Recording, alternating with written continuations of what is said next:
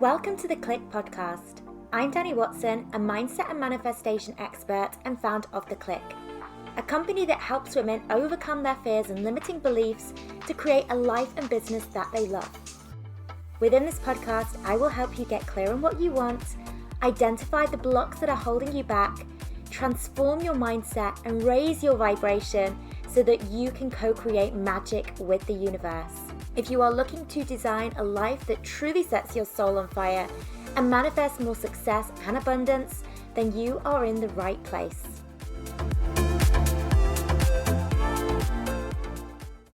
Hello ladies, and welcome to a brand new episode where I am joined by the gorgeous Rachel Gibler. Rachel, thank you so much for being here and coming onto the show. Thank you so much for having me. So Rachel, I would love for you to introduce your work and in a nutshell what you do to our audience, because it is fascinating and I'm really excited to ask you more questions. But what is it that you do and how do you help people?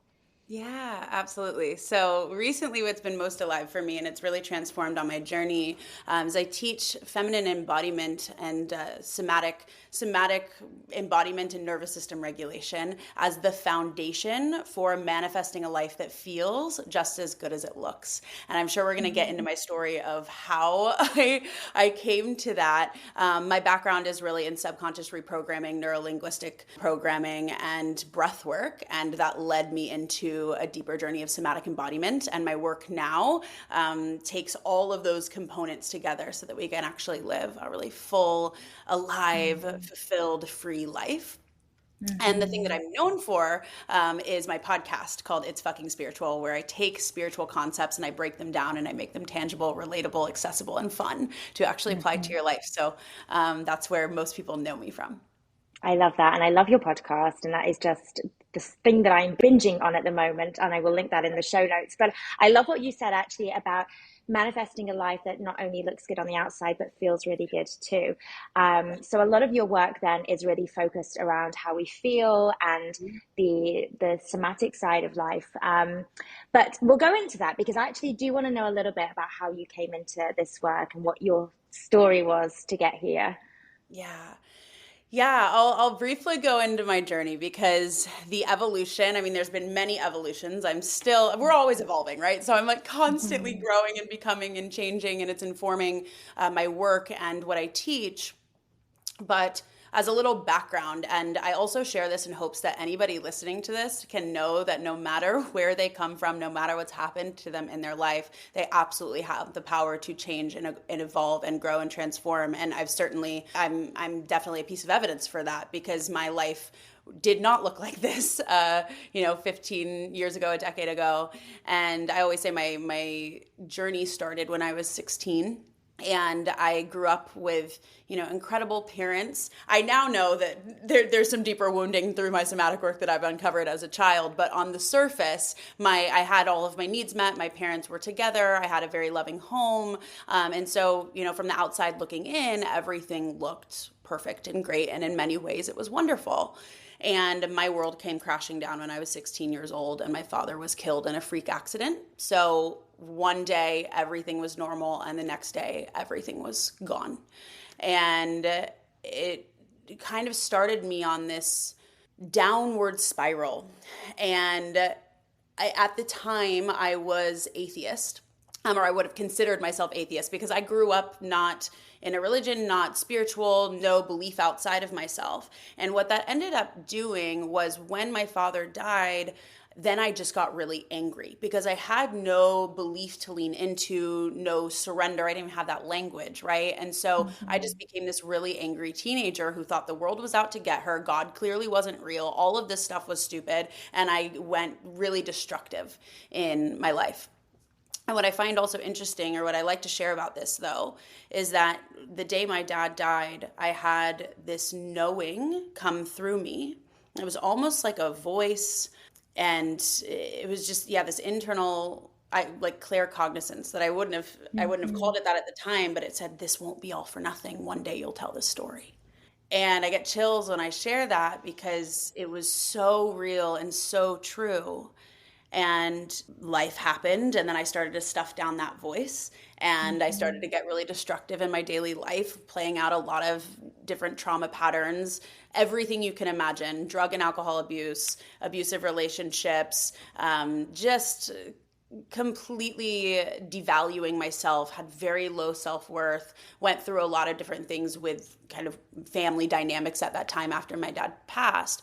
But every single time that I'd have this, that I would do something that I knew wasn't in alignment, I would do the drug I wasn't supposed to do, or I would, something would happen with the partner that was really tumultuous, and that knowing would come through me again, and it would say, this won't be all for nothing. One day you'll tell this story. Oh my God, And it I'm wasn't getting until, goosebumps. yeah, yeah, it's so powerful, right? And also for people listening to this, like, we all have that voice. We all have the internal compass and that inner knowing. We all have wisdom that wants to speak through us. And I think for me, I was given a gift in the sense that that voice got really loud because of the level of trauma that had happened to me, and in many ways happened for me.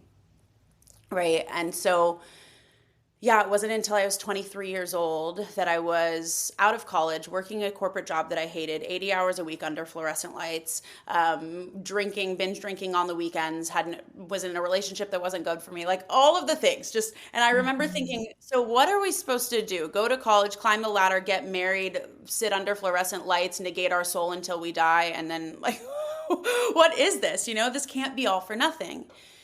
And then I myself got in a freak accident and I shattered my leg, and I was pissed because, like, are you kidding me? One more thing to go wrong in my life. I was so in a victim mentality at that time. And it was 2 weeks into I was forced to take 3 months medical leave because I couldn't walk. Oh, wow. And it was 2 weeks in to moving back in with my mom and having her be my full-time caretaker because I had a cast from my hip to my ankle. And the voice came through me again. And it said, use this time wisely, and this won't have been all for nothing. And it was this fleeting moment. And I grabbed my computer and I Googled how to be happy. I had never heard of self-development, mindset work, nothing. Like, I started from the ground zero. Like, I had no framework, and I found self-development. And I decided, laying in that bed, that I would dedicate my life to this. And this became this answer for me. And it's been 6 years now since that moment. And I went off and I ripped the Band-Aid. So I quit my corporate job. I left the relationship. I dove really deep into self-development, really committed to changing my life. And eventually the self-development moved into more spiritual teachings, and then the spiritual and manifestation, right? And I got really into that world. I started teaching that. I started documenting my journey online. And then from that, I realized that there was holes and cracks in the ways that we teach manifestation, or the standard, industry teaches manifestation. And so from that, it led way to deeper, doing deeper healing. And then eventually I got into somatics, into the nervous system, into feminine embodiment, and took basically my studies of the last 6 years and then created a proprietary process that I now teach. But it's just been a constant evolution and unfolding. And, the podcast was born out of that, and the business was born out of that. And it's been a really wild ride. So now here we are. Wow, I love it. And I love it how this work always seems to find us at the time we need it the most. And then it's this catalyst for change. And that rock bottom becomes the launching pad into something amazing, like what you've built now. And everything sort of started from that point. So I love that.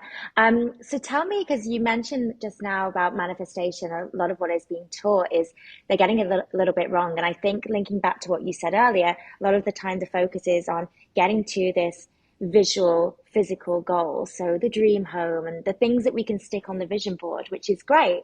But I know from my experience, having manifested a lot of the things that I had on my vision board, there's been times when I felt really numb having those things. And I've realized actually it's not just the having of the physical things, it's how we're feeling through the process. And your work involves a lot of how we feel. So tell me a little bit more about that and how we can kind of connect with our emotions more, and, the feeling of our desires. Yeah, I love that question so much. And I think it's beautiful, right? Because manifestation, this typical manifestation teachings which is decide what you want, decide why you want it, connect to the feeling of having it, then like release the outcome and then it comes, right? It's like these just kind of standard here, check these boxes, right? Or build your vision board and then visualize yourself in it every day and connect to the feeling, and then you're gonna, and then take massive action. And they're very surface level teachings, and it can get you far, right? So if you visualize something every day and you have this like North Star, and I want this house, or I want this car, I want this stuff, which a lot of it is also perpetuates this material. Like we can have want nice things for sure, right? But what is the place that we're doing it from, and where does the desire coming from? What is it rooted in? And for me, I followed a lot of these teachings and it was great, right? These teachings aren't wrong. But what I've found is that they lack foundation.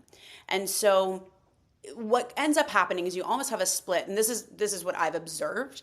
And I've also observed it in my own psyche and with the students that I teach. You have a split where some people are able to like, okay, I'm gonna put the vision board out there and I'm gonna like connect to the feeling and I'm gonna do it and I'm gonna execute. And naturally, when you are executing, you are tending to get more results, right? Because you're putting one foot in front of the other and you're taking an action. And so then they can end up manifesting a lot of the stuff that they want. And they're like, oh, this is awesome. This is great, right? And then there's this other camp of people who are like, I swear I'm doing this, but I'm like having a hard time connecting to the feeling and I know what to do, but I can't get myself to do it. And like stuff isn't manifesting and like, why does it feel so hard? And then it's almost this, you become aware of what you need to do, but then have a hard time actually doing it. And then the shame spiral starts because if everyone else can seem like they can do it and I can't, then what's wrong with me? And you can often have actually both of those camps in one person, which also was me, right? And it perpetuates, I think a lot of the manifestation world perpetuates a lot of like comparison and look at me, and I can go even down a whole rabbit hole of that as well. But to follow up on what I'm sharing is that what I found is for me, I did manifest a lot of what I wanted, right? I manifested the house that was on my vision board. I manifested the certain number of months in my business. I manifested a certain number of downloads, followers, like those kinds of things. And a lot of them were more vanity things that I think I subconsciously thought that reaching for those things was going to make me happy, free, fulfilled. Maybe then I would be worthy of having a seat at the table, right? And what I realized was I got the stuff on my vision board and then I'm sitting there crying in my beautiful house because I can't feel it. And it made me realize that this isn't actually the ticket and the key. And the vision board reality that I so badly wanted to manifest was a band-aid for the deeper inner child wounding that I hadn't yet dealt with.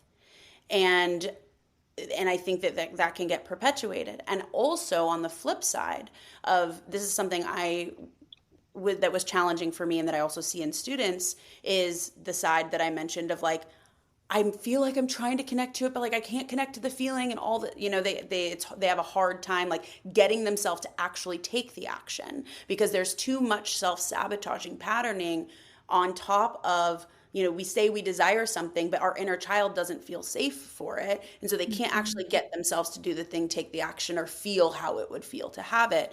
And both of those are actually rooted in needing to understand how to feel your emotions, how to somatically process what's inside the body, how to regulate the nervous system. And really, I'd say the antidote for both of those things are the answer is in the somatics work that I've now found and do. But a lot of the manifestation teachings are the surface level, get the stuff, do the vision board, connect to the feeling, when in reality, we can't connect to the feeling if we haven't dealt with and processed the deeper inner child wounding and emotions that are actually running the show. So that's the work that I teach and do now. I love that. And I feel like now I've just opened up a Pandora's box, and there's so many things I want to ask you and dive deeper on here. I want to explore more about sort of the somatic practices and what you kind of use and how that comes into your work. And also something else that really, I think resonated with me, that was that the ability to really feel safe I think for me on my journey, like I remember hearing those words, like feeling safe to be successful. I was like, that's bizarre. I was like, of course I feel safe to be successful. And it was only kind of when I started to dig into this work myself, I was like, no, actually, I don't feel safe to relax. I don't feel safe to be seen. So Mhm. tell me a little bit more about feeling safe and cultivating safety within our bodies. First of all, like, why are we feeling so unsafe? How can we recognize where we are not feeling safe? How does that play out for us? And then what can we also do to kind of create that safety? Yeah, such a good question. So typically what ends up happening, right, is like this, it all goes back to childhood. So we get a message in childhood, whether that is something that impedes on our physical safety or it's something that tells us that we are unworthy, we're not enough, we are going to be abandoned, we aren't right as we are, and then Mm-hmm. we don't feel safe, right? We come here whole, perfect, and complete human beings who are full of aliveness and life. Like you look at a baby, the baby's not worrying if it's enough or not. The baby's, just expressed because that's what babies do.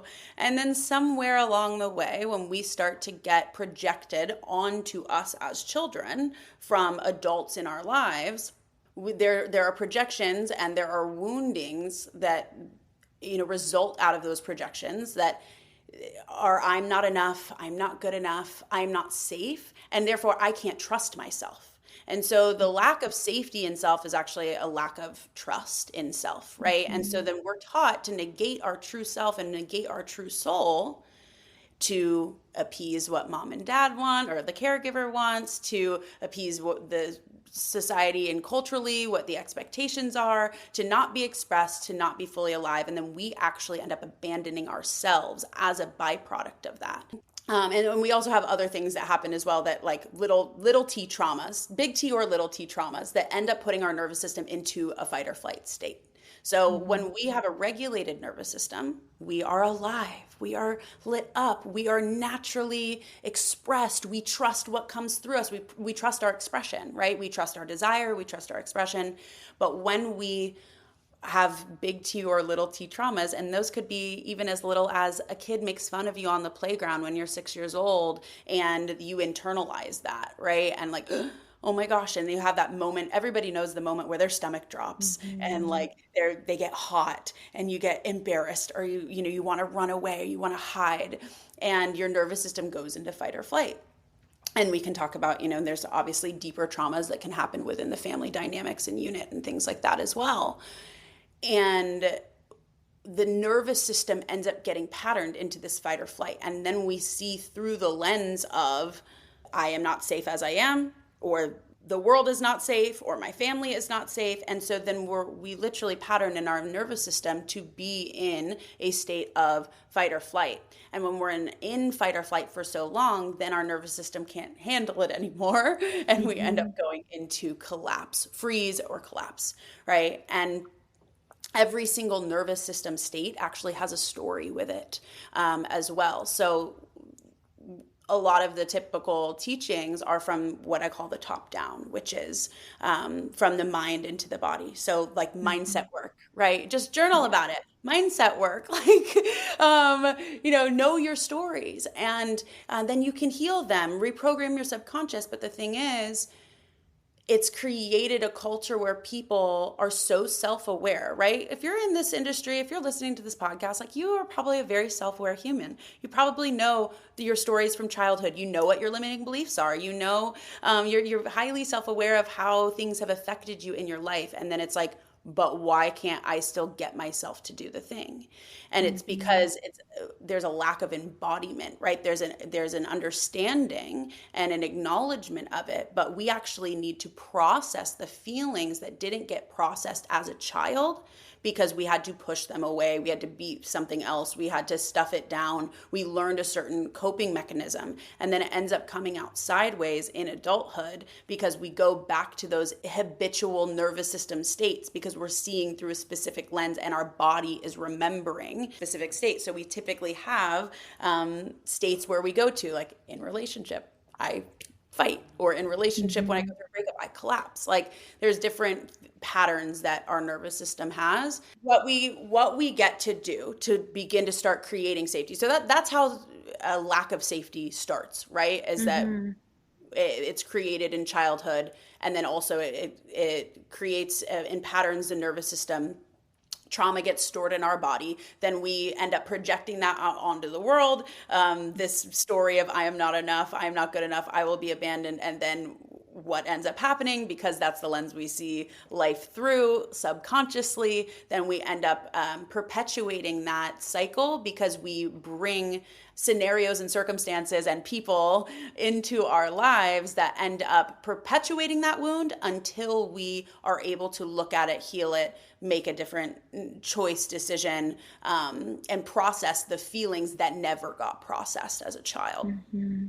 And what we get to start to do to create safety, and what I've found, is not just do the top down approach where you have an awareness of all your limiting beliefs and your stories, but the bottom up is actually working from the body first, and you don't even fully need to know the story or have the awareness of, or even a lot of like subconscious reprogramming will say like, can you remember the very first time that that happened to you? And it's like, no, I was traumatized. I was 4 years old. I don't remember why this story is there. And so a lot of people can't remember the first time, and I couldn't. And that was frustrating for me. And so instead, when we begin to start working with the body, we start working with breath, sound, and movement, which is the basis of somatic work. We actually can start to move energy and move emotions through the body. And I've just found it as such a deep healing modality that when you become more embodied, the natural byproduct of that is a deeper access to self-trust. And the more that you have access to self-trust, the more you can show up in your life expressed, alive, like, and you can learn to repattern your nervous system for safety through breath, sound, and movement. I love that. And it makes so much sense because I know for me, I've done a lot of work on, like you said, mindset. It's getting into, where have these beliefs originated from? And that for me has been super powerful. But I knew that it got to a stage where I'm like, this has got me so far, but there's something else there. And similar to what you were saying, it was having the physical manifestations. Yeah, I'm like, why am I feeling so flat? Why am I feeling almost disillusioned? Like, is this really what I want? Starting to question everything. And I was like, there's something going on here. And so when you said about it's often used, the physical stuff is often used as a band-aid for something deeper, I definitely felt that play out in my story. So to kind of recap then what you're saying, just so kind of I understand it as well. So it's rather than kind of looking at things from the mindset point of view first, we're really focusing on the body and recognizing that actually a lot of what we experience going back into childhood is stored energetically in the body. And so for us to really break the cycle of self-sabotage or perpetuating these same scenarios within our life, we need to be able to release that energy, and we can do that through movement, we can do it through breath work. And how does that look then when you're working with a client? Is this something that can only be done in one, or can it be facilitated in a group? Yeah, both. So I do one-on-one somatic sessions, and I have I don't do a ton of one-on-one anymore, but I do have a couple of like deeper somatic embodiment clients who desire to work one-on-one in a setting. I actually often do group as well. So I run a group. It's an 8-week group coaching program. We just wrapped actually 2 days ago from our last cohort, and I'm doing full facilitation with a group of this last round. We had 63 women. So, Wow.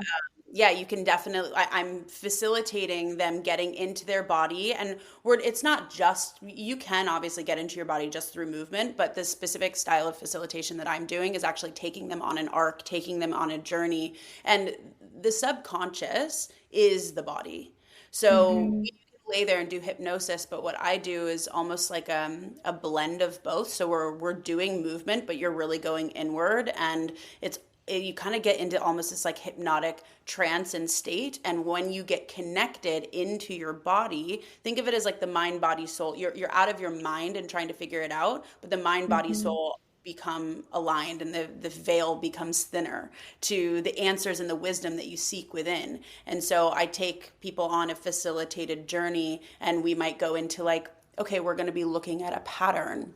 Hmm. that is like a pattern of self-sabotage. And I teach a lot on the nervous system in this course as well. And we do a lot of like parts work. So it's all backed with internal family systems work. And so we're taking all of that together and then looking at, okay, I'm going into my pattern. Where does this pattern come from? Like, and then it's literally feeling in your body, moving through that pattern. There's often lots of tears, lots of I like, was going to say, I can imagine it's quite an emotional process, yeah, especially if you're so used to avoiding those right, emotions. It's kind of almost giving them space, which I think we often don't do enough. Actually, this is one thing as well I wanted to ask you, because I know that you speak about this in your work about sort of emotional avoidance, where we kind of cut ourselves off. And in doing so, we can cut ourselves off from the pain, but in doing so, we then also cut ourselves off from the joy as well. And that spoke to me because I've experienced that. And I feel like it's something that I still find quite challenging in my life because I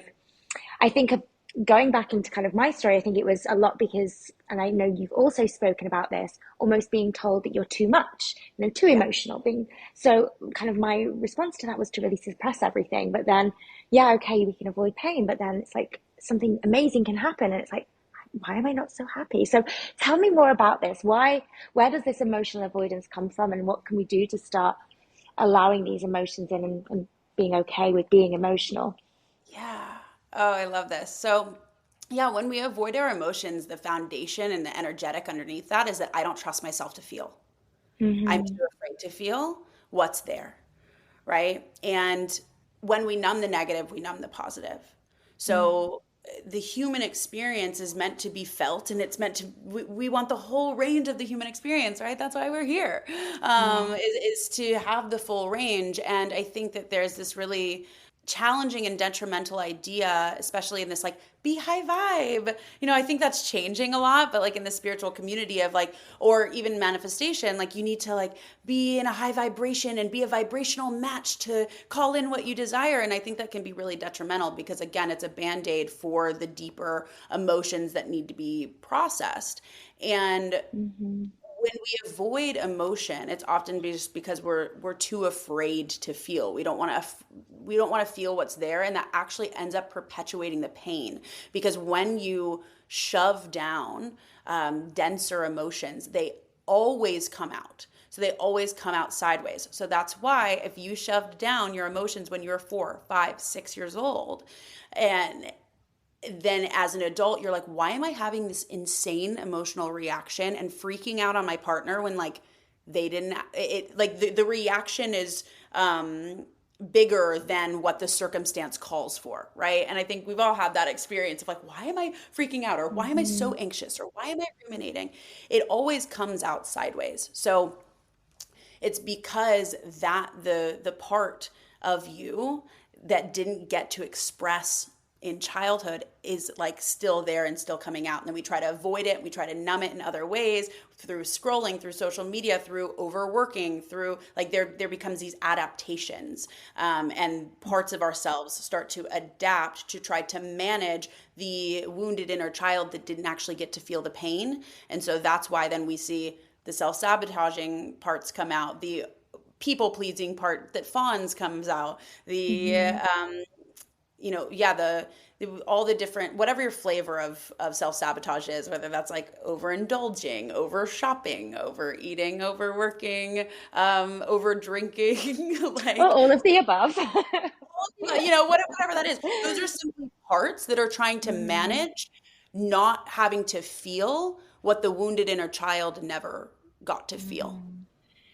And what inevitably happens though is like when we numb ourselves and we freeze ourselves from that feeling and we grip and we push it away, we're actually pushing away the depth of joy, the depth of Mm-hmm. abundance, the depth of aliveness that we could actually feel. So we're actually shortening our window to the experience of being alive, because you Mm-hmm. can't be numb in one area and not in the other. Yeah.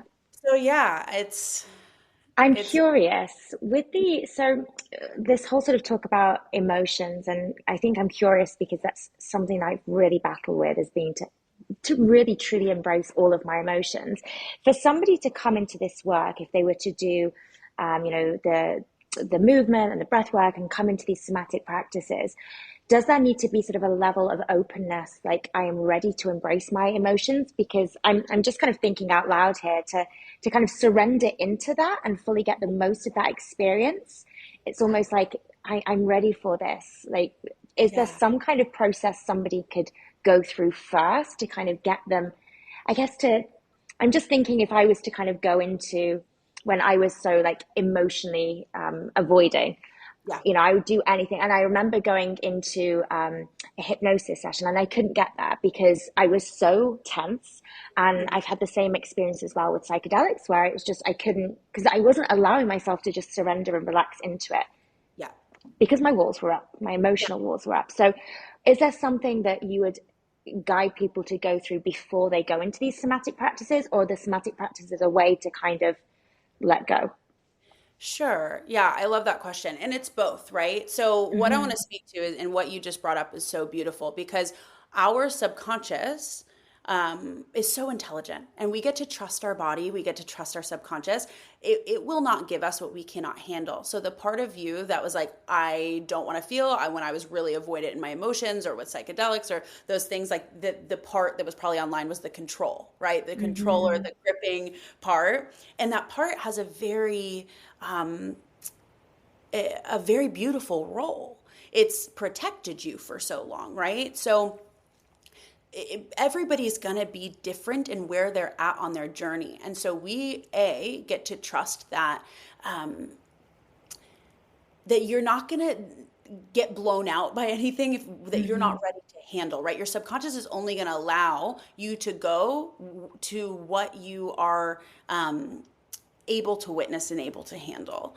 Okay. And that part, like maybe we weren't ready to remember certain memories, or maybe we weren't ready to feel this yet, right? And Mm-hmm. so it would be getting in communion with that part. So starting to get to know like the part of you or anyone listening to this like wants to control, right? The part that Mm-hmm. wants like, okay, what is it that you need? I see that you're here and you're here for a good reason. So like, and it will begin to create a relationship and a dialogue with, yeah, with that whatever part grips or controls or self sabotages in any way, right? The part that protects Mm-hmm. the wounded child, and we can start to get in dialogue with that first.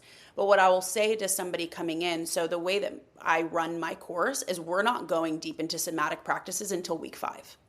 And that's because Okay. we're building a slow foundation. Because as a caveat to that, while our subconscious won't give us anything that we aren't ready to heal and handle, I'm also very discerning about the spaces that I do this work in and making Mm-hmm. sure that they're deeply trauma informed and they know how to handle the things that come up as well. So it's kind of like a two part, right? It's like we get to Yeah. trust ourselves, but at the same time, we also want to be in spaces where we deeply trust the level of facilitation and where the Mm-hmm. facilitator takes people, because it's not something where this is meant to be repatterned slowly over time.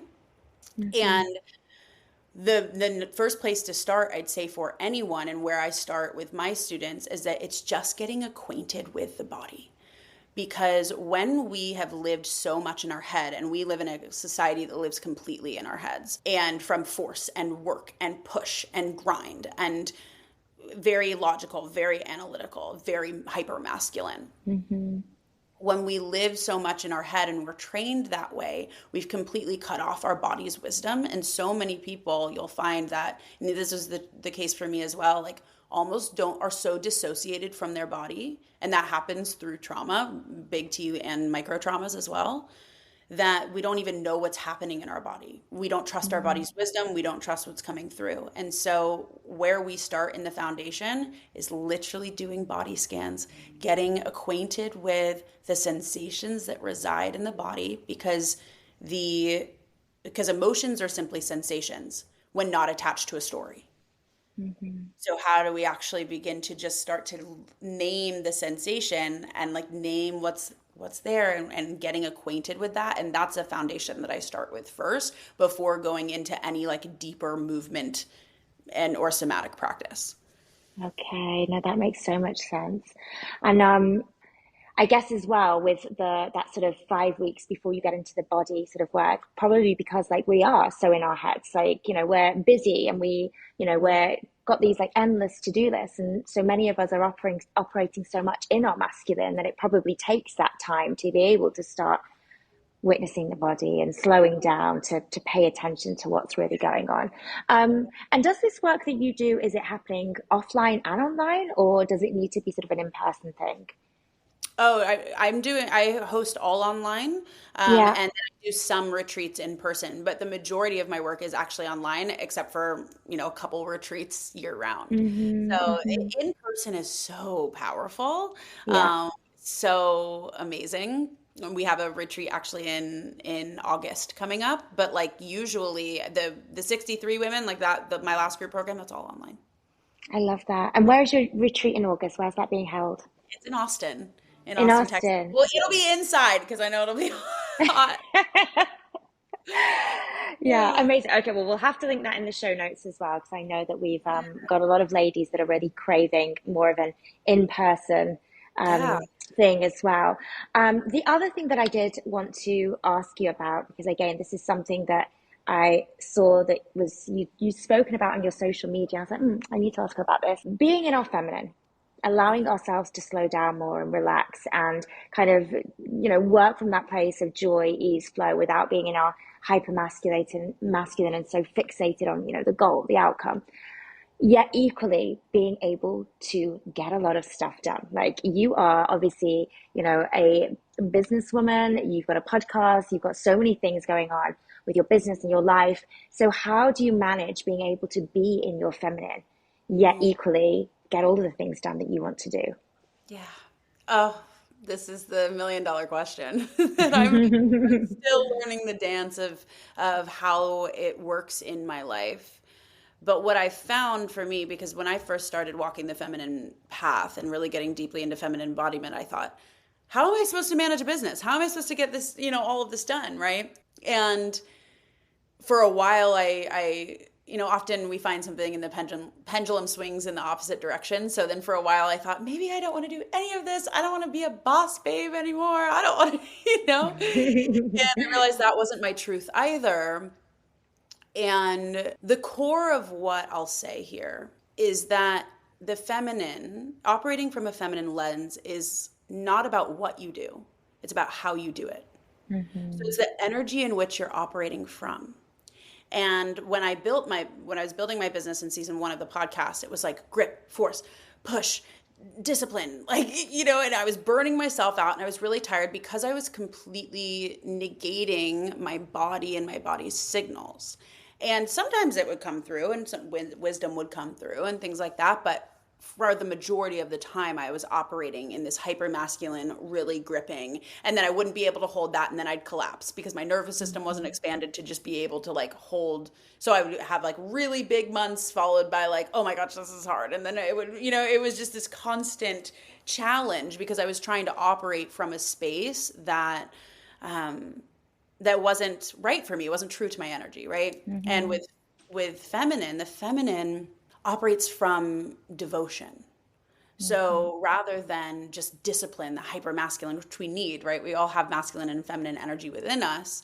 But when we are hyper masculine and discipline and we've shut off our feminine side, then that's why we end up feeling unfulfilled. So the feminine, when we bring the feminine in, it's operating from a place of devotion, operating from a place of listening to the body and feeling the body's wisdom. So what that looks like for me is practices to get into my body, to connect into deeper into my wisdom. And I used to like outsource so much of my business decisions to mentors and like what I should do and Mhm. what other people were doing. And instead, operating from the feminine now, it's so much less about outsourcing my power because that was my wound of what I was doing before. And now it's finding that self-trust again. So coming back to that self-trust through being in communion with my body and Mhm. allowing the wisdom to come through me. And then I've completely pulled back my power and I operate then from that place and what Mhm. feels right and what feels true. And then create a discipline and a structure around that because we always the feminine needs structure to flow as well. Mhm. So it's it's operating in this dance, and I'm still figuring it out. It's Yeah. something that's new to me in my business this year, really. But devotion first, energy first, frequency first, then the rest. Mhm. I love that. And I think, yeah, you're absolutely right. It's about finding this sweet spot. And actually, your sweet spot is recognizing, at least I found that that sweet spot is going to change depending on what season of life that you're in. So for me, like when I was going through like newborn baby stage, like my sweet spot between the masculine and feminine was very different to now. Like, okay, my kids are at school and nursery and I can be a little bit more in my masculine. But I think it's also, like you said, it's the energy from which you're doing the doing. So Mhm. it's not just, oh, okay, I'm in my feminine, I'm sat back relaxing on a beach. Maybe sometimes it is, but it's making sure you can do loads, right? But it's you're doing it from that place of devotion. I love that phrase that you've used, that place of devotion. Um, I feel like I could talk to you all day, but I know that you have something exciting coming up. So it's a nervous system regulation workshop. And when is that happening? June 18th through 20th. It's free. It's a 3-day workshop, and we're going to be teaching all Hmm. about, the nervous system, signs of dysregulation, how to regulate. We're going to be doing some mini somatic practices to get a feel for this work. And the last time we ran it, we had over 2,000 people in it. So I would Amazing. love to, anybody that feels called to join, definitely check it out. Amazing. Well, I feel like that is something that is speaking my love language at the moment. My husband and I, we sit down at the end of the night, we're like, is your nervous system deregulated? Yes, mine too. Yeah. I mean, we've got three kids under five, so like the energy levels at the end of the day, it's like, this is wild. So I feel like I need a bit of a I'll be there. Okay, well, we will link all of those amazing details into the show notes and also details about your retreat and other things and where we can find you as well, including your podcast. But Rachel, thank you once again because you have been phenomenal and I absolutely adore the work that you are doing. Thank you so much for having me. If you are wanting to build your own successful online coaching business, make sure to check out Freedom, Abundance and Impact, our free 10-day business and mindset course for coaches and aspiring coaches. To access, simply head to wearetheclick.com and click free course in the menu.